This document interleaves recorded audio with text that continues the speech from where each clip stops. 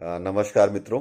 मेरा नाम संजय सिंह और हिंदी की परिपाटी को आगे बढ़ाते हुए आज हम आधुनिक समय के वीर रस के अप्रतिम कवि श्री हरिओम पवार जी के बारे में बात करेंगे। श्री हरिओम पवार जी का जन्म बुलंदशहर के एक छोटे से गांव में हुआ था और हरिओम पवार जी हिंदी के आधुनिक समय के वीर रस के कवियों में अग्रणी कवि हैं। उनकी कविताएं वीर रस से ओतप्रोत रहती हैं और वो अपनी कविताओं में बहुत मुखर हैं, ओजता से परिपूर्ण कविताएं हैं।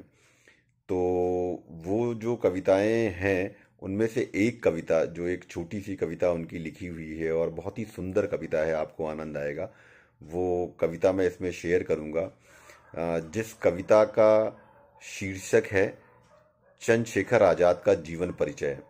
पर यह कविता शुरू करने से पहले मैं एक चीज़ बताना चाहता हूं कि इस कविता में उन्होंने चुटकी लेते हुए कविता को ख़त्म करते हुए दो पंक्तियां आज के समाज के हिसाब से भी उन्होंने इसमें ऐड करी हुई हैं। तो आपको मज़ा आएगा और आनंद आएगा, आप ध्यान दीजिए।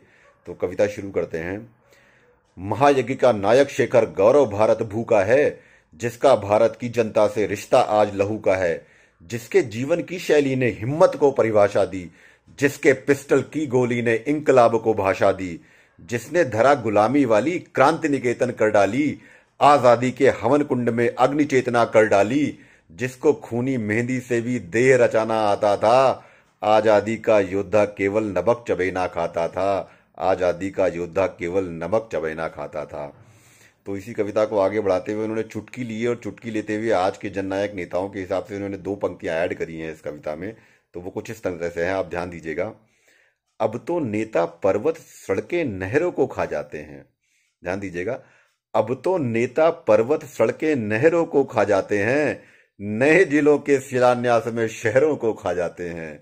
अब तो नेता पर्वत सड़कें नहरों को खा जाते हैं, नए जिलों के शिलान्यास में शहरों को खा जाते हैं।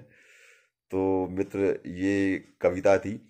और मित्रों, आप लोगों से एक आग्रह है कि अगर आप ऐसी हिंदी की कविताओं में आपको अच्छी लगती हैं और आपका इंटरेस्ट है, तो मैं अपने अगले वीडियो में भी कुछ अच्छी चुनिंदा कवियों की कविताएं लेके आऊँगा और उनके बारे में बात करूँगा और उनकी कविताओं को शेयर करूँगा। तो अगर आपको ये कविता पसंद आई हो और आगे भी आप इच्छुक हो, तो आपसे आग्रह है कि आप इस चैनल को सब्सक्राइब करें और इस वीडियो को से ज़्यादा शेयर करें। अपने संबंधियों, हिंदी के प्रेमियों से आग्रह करें कि इस चैनल को सब्सक्राइब करें। और मैं आपके सहयोग की आकांक्षा रखता हूं और मुझे लगता है कि आप पूरी तरह से मेरा मनोबल बढ़ाएंगे और मुझे प्रोत्साहित करेंगे। धन्यवाद।